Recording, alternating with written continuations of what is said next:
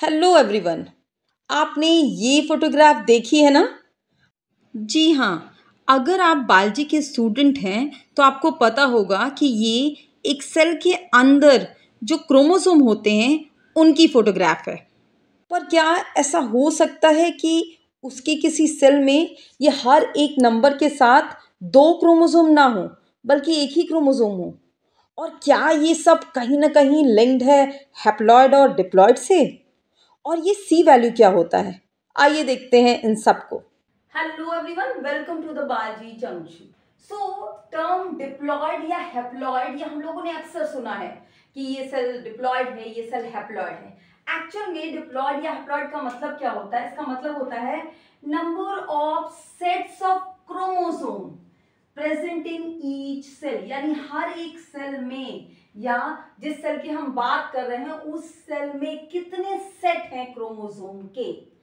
अगर जो set present है एक सेल में वो सिंगल सेट है तो इसको हम हैप्लॉइड कहेंगे, और अगर ये डबल है तो हम इसको डिप्लॉयड कहेंगे। बट सबसे पहले ये सेट का क्या मतलब है? सेट का मतलब है, फॉर एग्जाम्पल आप समझ लीजिए कि आप क्लास 7th के स्टूडेंट हैं तो आपके पास पूरी एक सेट ऑफ बुक होगी जिसमें हर सब्जेक्ट की एक एक बुक होगी या दो दो बुक होगी, तो हम कहेंगे कि आपके पास हैप्लॉइड सेट है। अब एक और एग्जाम्पल लीजिए कि आपका भाई पिछली साल उस क्लास में था, आपके भाई ने भी अपनी बुक्स आपको दे दी, तो अब उस वजह से आपके पास हर सब्जेक्ट की ऑलमोस्ट डबल बुक है। तो आपके पास इंफॉर्मेशन तो वही है लेकिन आपके पास उस इंफॉर्मेशन की डबल कॉपी है। इस कंडीशन को कहते हैं डिप्लॉयड। तो इन केस ऑफ ऑर्गेनिज्म, आपको मैंने पहले ही बताया कि हर एक सेल में हमारी पूरी इंफॉर्मेशन रहती है in the form of DNA.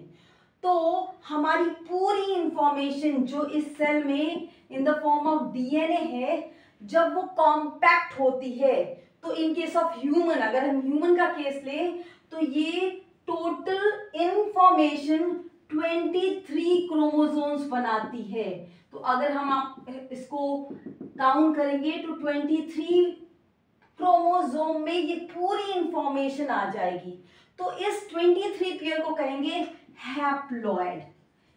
यहां पे इस हैप्लॉइड सेल में हर एक इंफॉर्मेशन है, मेरी आंख कैसे बनेगी, मेरी नाक कैसे बनेगी, मेरा लिवर की क्या कंडीशन होगी, मेरी किडनी की क्या होगी, means each and every information इस हैप्लॉइड सेल में है। लेकिन हमारे केस में होता क्या है, हमारे हर एक सेल में इंफॉर्मेशन की डबल कॉपी होती है। ये सेम इंफॉर्मेशन की एक कॉपी और होगी जो कहां से आती है? दूसरे पेरेंट से। यानी अगर ये काला वाला डीएनए या जो काली वाली इंफॉर्मेशन यहां दिख रही है, अगर ये मदर से आ रही है तो ये ब्लू कलर का जो मैंने आपको डीएनए दिखाया है वो फादर से आएगा। और ऐसा नहीं है कि ये दो अलग अलग इंफॉर्मेशन है, इसमें भी मदर के पास भी आंख की इंफॉर्मेशन है और फादर के पास से जो आया उसमें भी आंख की information, means each and every information is in a double amount. उसका अमाउंट डबल है, इसलिए इस सेल को क्या कह देंगे? डिप्लॉयड।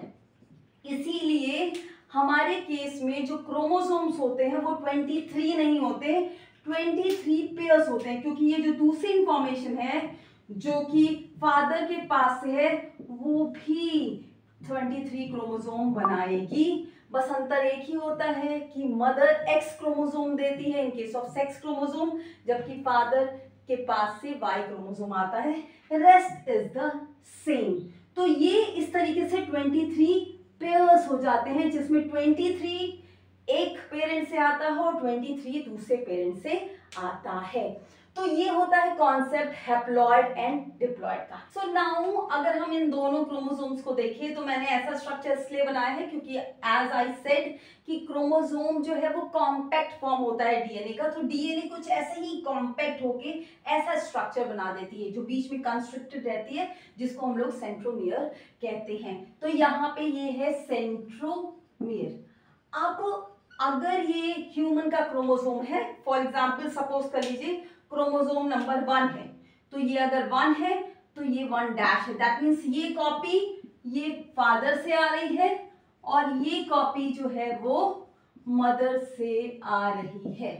तो ये जो है ये डिप्लॉयड के एक क्रोमोसोम का स्ट्रक्चर मैंने दिखाया।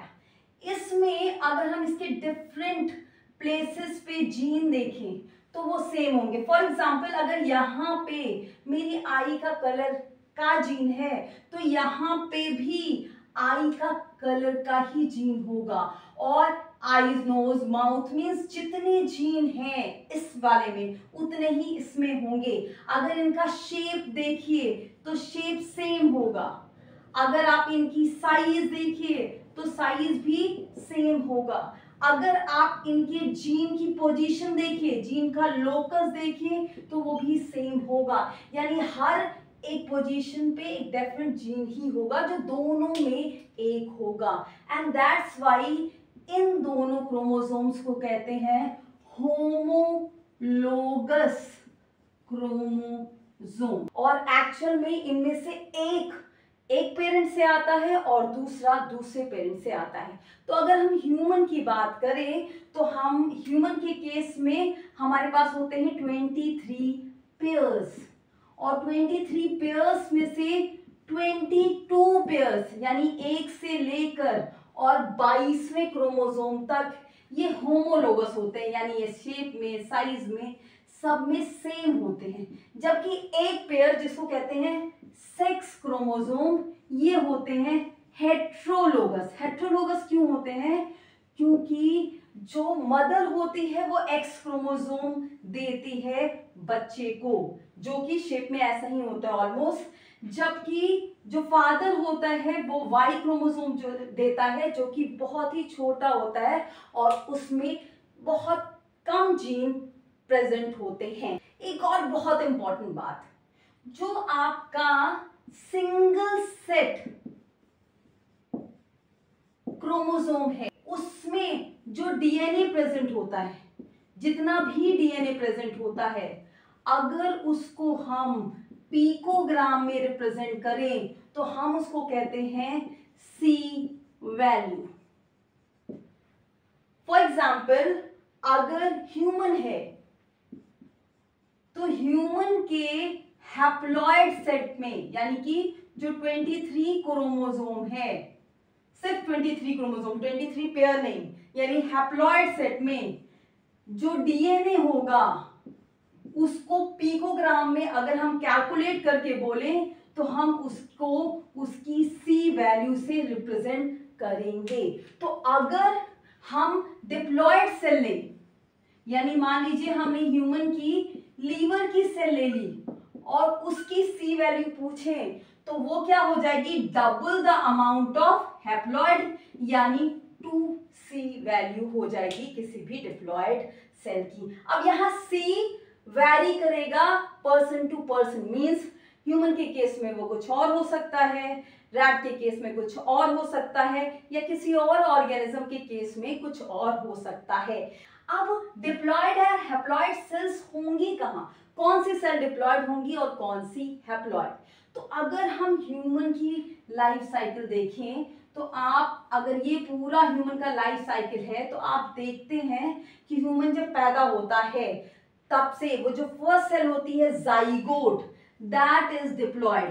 क्यों डिप्लॉयड होती है? क्योंकि वो एग और स्पर्म इन दोनों को फ्यूज करके बनती है, तो ये होती है डिप्लॉयड। तो वहां से शुरू होता है और वापस सब कुछ डिप्लॉयड है। माउथ की सेल्स डिप्लॉयड, लीवर की सेल डिप्लॉयड, सारी सेल्स डिप्लॉयड है एक्सेप्ट द गैमीट।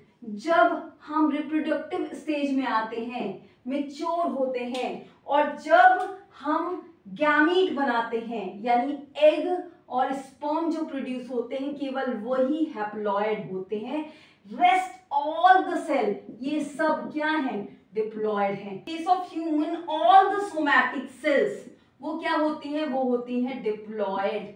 जबकि गैमीट्स जो होती हैं, यानी एग और स्पर्म, वो होती हैं हैप्लॉयड। और अब अगर सोमैटिक सेल और गैमीट्स को देखें तो सोमैटिक सेल जो कि डिप्लॉयड होती हैं, डिप्लॉयड को 2n से भी दिखाया जाता है, और गैमीट्स जो कि हैप्लॉयड होती हैं और हैप्लॉइड को N से भी दिखाया जाता है।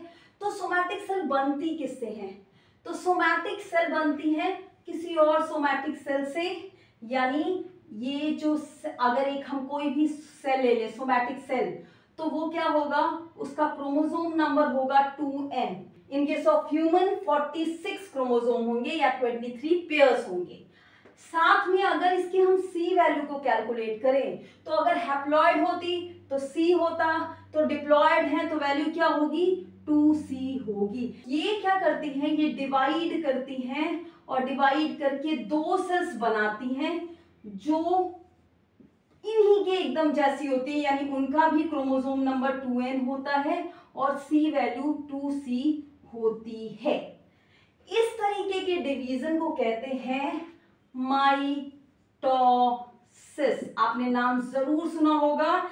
ये सोमैटिक सेल्स में डिवीजन का मेथड है जिसमें क्रोमोसोम नंबर सेम रहता है, जितना जैसा कि मदर सेल का क्रोमोसोम नंबर है 2n, वही डॉटर सेल का भी होगा और C वैल्यू तो सेम रहेगी। जो गैमीट्स है वो कैसे बनते हैं, तो गैमीट्स भी बनते हैं फ्रॉम अ डिप्लॉयड सेल्स। जो गैमीट को बनाने वाली सेल्स होती हैं इनको गैमीट मदर सेल्स भी कहते हैं। तो गैमीट मदर सेल्स क्या होती हैं, डिप्लॉयड होती हैं, 2n होंगी और उनमें भी वैल्यू क्या होगी, उनके डीएनए कंटेंट की वो या C वैल्यू क्या होगी, 2C होगी। ये डिवाइड करके 4 सेल्स बनाती हैं और इनके डिवीजन में खास बात क्या होती है कि इनका क्रोमोसोम नंबर हाफ हो जाता है। अब क्रोमोसोम नंबर हाफ हुआ तो ये हो जाता है N, ये हो जाता है N और ये हो जाता है N और इनकी C वैल्यू क्या हो जाएगी, ऑब्वियसली C C C और C, यानी ये ऐसे डिवाइड करती हैं कि इनका क्रोमोसोम नंबर हाफ हो जाता है और C वैल्यू, क्योंकि हैप्लॉइड सेल हो गई तो वैल्यू क्या हो जाएगी, C हो जाएगी। इस तरीके के डिवीजन को कहते हैं मियोसिस और ये केवल गैमीट्स बनाने में यूज होता है। तो इन केस ऑफ ह्यूमन, जैसा कि मैंने लाइफ साइकिल बताई थी, तो यहाँ पे ये गैमीट बनाते वक्त मियोटिक डिवीजन होता है। इस तरीके के मियोटिक डिवीजन को जो कि गैमीट बनाने के लिए यूज होता है, इसको कहते हैं गैमेटिक मियोसिस। अब ये माइटोसिस, मियोसिस और एक और डिवीजन है जिसको कहते हैं एमाइटोसिस, उसमें क्या डिफरेंस है और ये वैल्यू जो 2cc कहा गया, या माइटोसिस में 2 ही सेल क्यों बनी और मियोसिस में 4 क्यों बनती है, ये सब का डिटेल हम अगले वीडियो में देखेंगे। तो please like, subscribe and share अगर आप ऐसे ही कॉन्सेप्चुअल वीडियो चाहते हैं तो। Thank you so much.